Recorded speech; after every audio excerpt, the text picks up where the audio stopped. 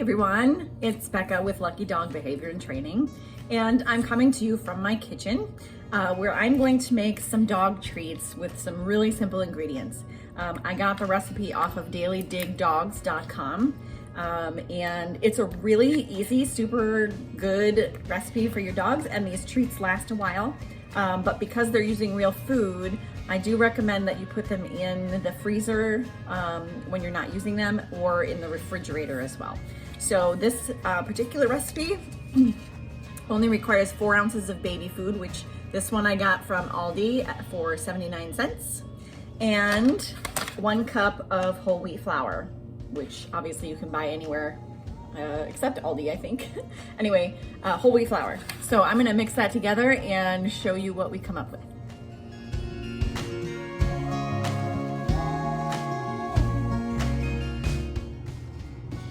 Okay, so I've got the baby food in the bowl.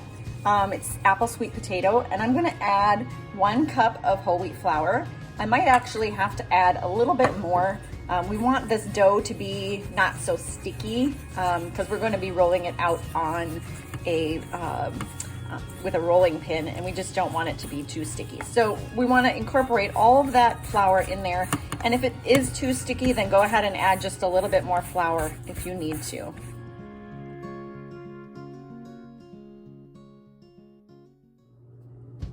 Okay, for this part, you're gonna need a rolling pin or something round, maybe even a round cup would work, but you wanna make sure that it's something that's sturdy enough. This rolling pin is probably a little older than I am, actually. I think my mom maybe had gotten it as a wedding gift when I was born, or I don't know, something. Anyway, it's old. Anyway, what I'm gonna do is I'm gonna roll this out, and I'm gonna make sure it's about 1/4 to a 1/2 inch thick, and that way you'll get some substantial treats. Now, mind you, 4 ounces of baby food does not give you a lot of treats, so this is really good if you've got little dogs, or if you just need a supplementation for a larger dog as well.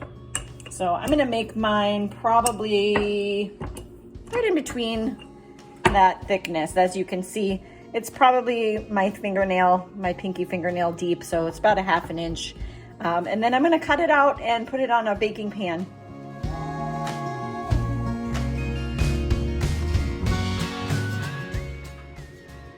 All right, so I don't have a lot of really small cookie cutters. The smallest one I could find was this little gingerbread guy. I have like dog bone shapes and stuff, but they're kind of large, so I wanted to make little bite-sized ones, and so I'm using the smallest one that I can find. So I'm really just gonna cut them out, set them aside, and then they're gonna go onto my baking pan. Now, don't worry about them being perfect or anything. These are for your dogs, right? Like they're not gonna care. They don't even care if they have shapes, but they look cute. So we're gonna just keep cutting these out and then get them on a pan.